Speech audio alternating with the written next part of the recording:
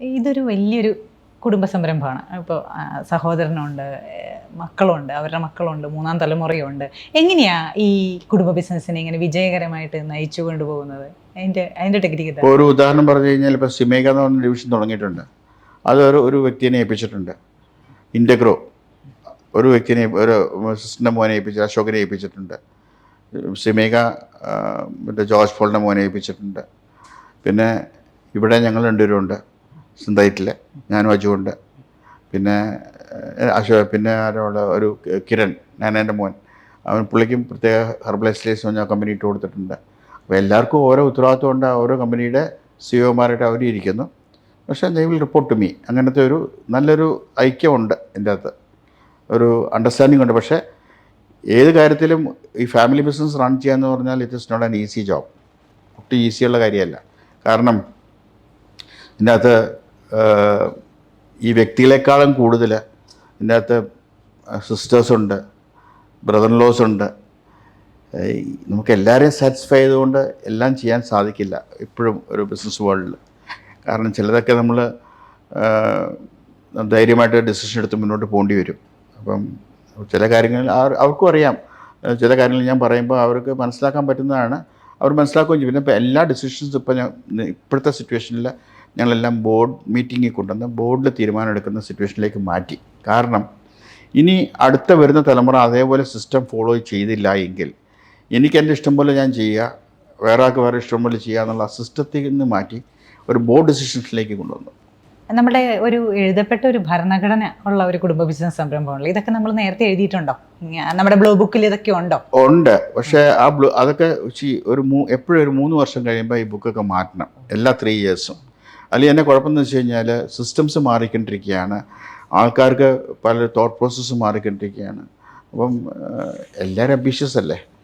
ഈ കുറച്ച് കഴിയുമ്പം ഏത് ബിസിനസ്സിലാണെങ്കിലും ഇപ്പം ഞാൻ ഒരിക്കലും സിന്തൈറ്റിൻ്റെ മാനേജിംഗ് ഡയറക്ടറായിട്ട് സ്വപ്നം കണ്ടിട്ടേ ഇല്ല.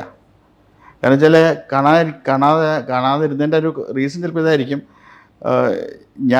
എനിക്ക് സ്വയമായിട്ടൊരു തോന്നലുണ്ട്, ഞാൻ മാർക്കറ്റിങ്ങിൽ ഗുഡാഞ്ഞ് അതിൻ്റെ അകത്ത് ഇരുന്നാൽ മതി. പക്ഷേ എനിക്ക് അങ്ങനത്തെ ഒരു പ്രൊഫൈലാണ്. കാരണം എന്തെങ്കിലും ഒരു കാര്യം ചെയ്യുകയാണെങ്കിൽ ആ കാര്യം ഭംഗിയായിട്ട് ചെയ്തുകൊണ്ട് നടക്കുക, അല്ലാതെ എല്ലാം കൂടി കൈ ഒതുക്കിക്കൊണ്ട് ആരെക്കൊണ്ടും ചെയ്യാൻ പറ്റില്ല. കാരണം അത് നമ്മൾ ഫെയിലാവും. എല്ലാം കൂടി കൈ കൊണ്ട് ചെയ്ത് നടക്കിക്കൊണ്ടിരുന്നതാണ്. അപ്പോൾ അങ്ങനെ ഞാനൊരു ശരിക്കും പറഞ്ഞാൽ ഒരു സിന്തൈറ്റിൻ്റെ മാനേജിംഗ് ഡയറക്ടർ ആയി ഇരിക്കാനായിട്ട് എനിക്ക് പറ്റുമെന്നല്ല, ഞാൻ പ്രതീക്ഷിച്ചില്ല. കാരണം ഡാഡിയുടെ നിർബന്ധം കൊണ്ടാണ് സത്യത്തിൽ ഞാൻ സിന്തൈറ്റിൻ്റെ മാനേജിംഗ് ഡയറക്ടർ ആയത് തന്നെ. കാരണം ഇതൊരു വലിയൊരു ഒരു വലിയ ചുമതലയാണ്. കാരണം ഇപ്പോൾ ഫാദറോ അല്ലെങ്കിൽ ജോർജ് പോളോ ഉണ്ടായിരുന്നുവെങ്കിൽ കുറച്ചുകൂടെ ഒരു മാനേജബിൾ, കാരണം ഒരു സീനിയറുള്ള എപ്പോഴും ഇരിക്കുമ്പോഴെപ്പോഴും ഒരു മാനേജിങ് എളുപ്പമാണ്. ഇതിപ്പം ഞാനും എൻ്റെ ബ്രദറും തമ്മിൽ 3.5 വയസ്സ് ഡിഫറൻസേ ഉള്ളൂ. പിന്നെ ബാക്കിയുള്ള പിള്ളേർ അവർ 8-10 വയസ്സ് ഡിഫറൻസ് ഉണ്ട്. പക്ഷെ എന്നാലും ഇപ്പോഴത്തെ ഈ തേർഡ് ജനറേഷൻ്റെ തിങ്കിങ് ഇസ് ഡിഫറെൻറ്റ്. അപ്പോൾ നമുക്ക് ആ ലെവലിലേക്ക് തിങ്ക് ചെയ്ത് വരാൻ പറ്റുമെന്ന് വെച്ചാൽ കുറേയൊക്കെ നമ്മൾ കോംപ്രമൈസിങ് ഇതെടുക്കണം. കുറേയൊക്കെ അതുകൊണ്ടാണ് തീരുമാനം എടുത്തത്. എല്ലാ ഡിസിഷൻസും ബോഡി വരണം എന്നുള്ള തീരുമാനം കൊണ്ടുവന്നതിൻ്റെ കാരണം അത് തന്നെയാണ്. ഇപ്പം നേരത്തെ പറഞ്ഞ പോലെ ഈ തേർഡ് ജനറേഷൻ അവർ ഭയങ്കരമായിട്ട് ആസ്പിറേഷൻസ് ഉണ്ടാവും, അവരുടെ ആശയങ്ങൾ ഭയങ്കരമായിരിക്കും.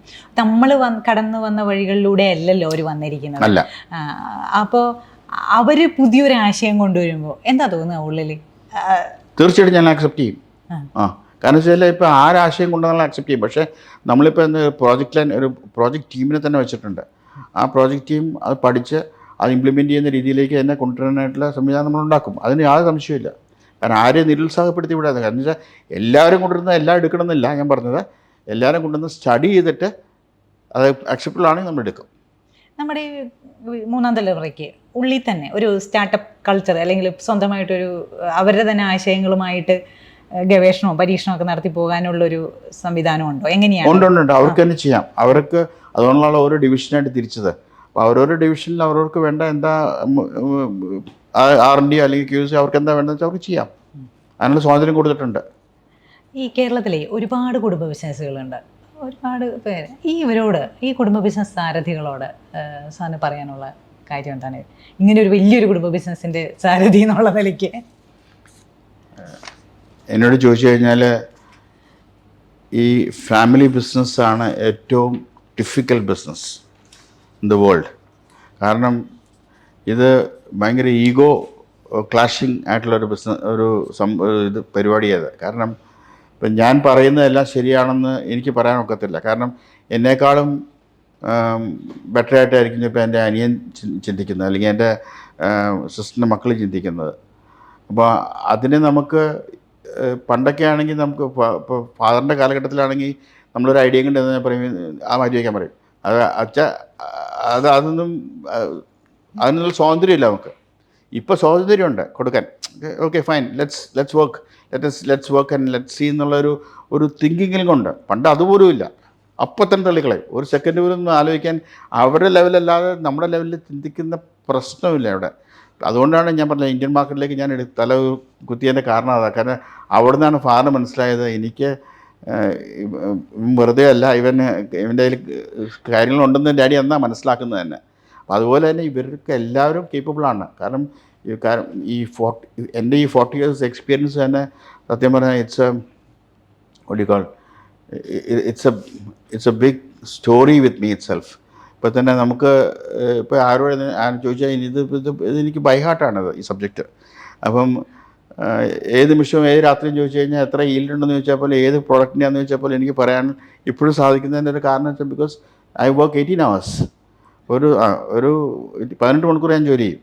അപ്പോൾ 18 hours ജോലി. ഇപ്പോൾ ഞാനിപ്പോൾ ഈ ഗ്യാപ്പൊക്കെ ഞാൻ എടുത്ത് രാത്രി ഇനി വർക്ക് ചെയ്യണം. കാരണം because I have to do all my job in the night. അപ്പോൾ ഞാൻ കിടക്കാൻ 2 മണിക്കോ 3 മണിക്കൊക്കെ ആയിരിക്കും. പക്ഷേ ഇതുപോലെ അടുത്ത തലമുറ വർക്ക് ചെയ്യണമെന്നില്ല. അതാണ് എൻ്റെ ഏറ്റവും വിഷമം. അത് മാത്രമേ ഉള്ളൂ. കാരണം അതിലേക്കുള്ളൊന്നും they are very good, excellent boys, brilliant boys. പക്ഷേ യുവർ വർക്കിംഗ് ടൈം, നമ്മൾ സമയം നിശ്ചയിച്ച് വർക്ക് ചെയ്യരുത്. സമയമല്ല, സമയം നമ്മൾ പണി തീർക്കണം. ഷുഡ് നോട്ട്, അതായത് ഇന്ന് തീർക്കേണ്ട പണി ഇന്ന് തീർത്തേ പറ്റൂ. ചില ദിവസമൊക്കെ എനിക്ക് 120-140 മെയിൽ വരും. പക്ഷേ ആ മെയിൽ മുഴുവൻ രാത്രി ഇരുന്ന് നോക്കി, അല്ലെങ്കിൽ സെക്രട്ടറിക്ക് ഫ്ലാഗ് ചെയ്ത് ഒക്കെ കറക്റ്റായിട്ട് രാവിലെ ഡിസ്കസ് ചെയ്ത് ഒക്കെ തീർത്തിട്ടേ പറ്റുള്ളൂ. അപ്പോൾ ഇതെങ്ങനെയാണ് കൈകാര്യം ചെയ്യണം? നമുക്ക് അസ്വസ്ഥത തോന്നില്ലേ? തീർച്ചയായിട്ടും നമ്മൾ ഇത്രയും കഷ്ടപ്പെടുന്നുണ്ട്, ബാക്കിയുള്ളവർ എന്താ കഷ്ടപ്പെടാത്തതെന്ന് തോന്നിപ്പോവും. ചിലപ്പോഴല്ല, പലപ്പോഴും തോന്നിയിട്ടുണ്ട്. പക്ഷേ ഡിവിഷൻസ് എല്ലാം നന്നായിട്ട് പോകുന്നുണ്ട്. ഓരോരുത്തർ നോക്കുന്ന ഡിവിഷനിലൊക്കെ ഭംഗിയായിട്ട് നടക്കുന്നുണ്ട്. പിന്നെ എനിക്കതിനകത്ത് വലിയ ഭാരമായിട്ട് എനിക്ക് തോന്നിയിട്ടില്ല. കാരണം എനിവേ അവരുടെ പ്രസൻസ് ഉണ്ടായിട്ടോ ഇല്ലാതെയോ അവർ കാര്യങ്ങൾ ഭംഗിയായിട്ട് നടത്തുന്നുണ്ട്. അത് തന്നെ മോർ ദൻ എനഫ്. ഇനി അടുത്ത തലമുറ നമ്മൾ അതേ എക്സ്പെക്റ്റ് ചെയ്യാവുള്ളൂ.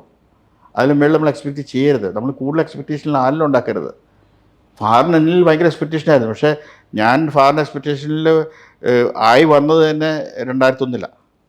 അപ്പോൾ 83 ജോയിൻ ചെയ്ത് 2001 ഞാൻ ഫാറിൻ്റെ എക്സ്പെക്റ്റേഷനിൽ ലെവലായത്. അപ്പോൾ അതുകൊണ്ട് ഞാനും അങ്ങനെയൊക്കെ പ്രതീക്ഷ, നമ്മളും അങ്ങനെയല്ലേ നമ്മുടെ മക്കളെയും പ്രതീക്ഷിക്കുന്നത്. എൻ്റെ മോള് എൻ്റെ കൂടെ ജോലി ചെയ്യേണ്ടായിരുന്നു, നീലം. രണ്ടുപേരും ജോലി ചെയ്യേണ്ടായിരുന്നു. നീലം പറഞ്ഞു കഴിഞ്ഞാൽ എന്നെക്കാളും പവർഫുള്ളായിരുന്നു മോള്. കാരണം വെച്ചാൽ അവളെ ഏൽപ്പിച്ച അവളുടെ ഡിവിഷൻസ് മുഴുവൻ അവൾ നല്ല ഭംഗിയായിട്ട് നോക്കുമായിരുന്നു. നമ്മൾ ഇന്ത്യൻ മാർക്കറ്റിലായിരുന്നു അവളുടെ മെയിൻ ഫോക്കസ്. അവളിരുന്ന സമയത്താണ് ഈ ഫോൺ റൺ ഒക്കെ ടച്ച് ചെയ്തത്. She was working very hard. Sabbatical leave എടുത്തപ്പം രണ്ടുപേരും വീട്ടിലാണ്. അപ്പം അതുകൊണ്ട് അവർ രണ്ടുപേരും ഇനിഷ്യേറ്റീവ്, ഞാൻ തിരിച്ചു വരും, പക്ഷെ എന്നാലും waiting for them to come for me to retire. അപ്പോൾ ഒരു കുടുംബ ബിസിനസ് സാരഥിക്ക് വേണ്ട ക്വാളിറ്റീസ് എന്തൊക്കെയാണ്? We should have, first thing you should have patience. ആദ്യം വേണ്ട ഒരു കാര്യം. പിന്നെ ദൈവാനുഗ്രഹം വേണം. പിന്നെ പറയുന്ന ഓരോ കാര്യവും വളരെ കടിച്ചു മുറിച്ച്, പണ്ടൊക്കെയാണെങ്കിൽ നമുക്ക് മുറിച്ച് പറയാം. പക്ഷേ ഇപ്പോൾ അങ്ങനെ മുറിച്ച് പറയാൻ പറ്റത്തില്ല. കുറച്ച് കെയർഫുള്ളായിട്ട് കോൺവെർസേഷൻ നടത്താനായിട്ട് നമ്മൾ പഠിക്കണം. കുറച്ച് ഡിപ്ലോമാറ്റിക് ആയിരിക്കണം. ഡിപ്ലോമാറ്റിക് ആയിട്ട്, correct, that's right word for it.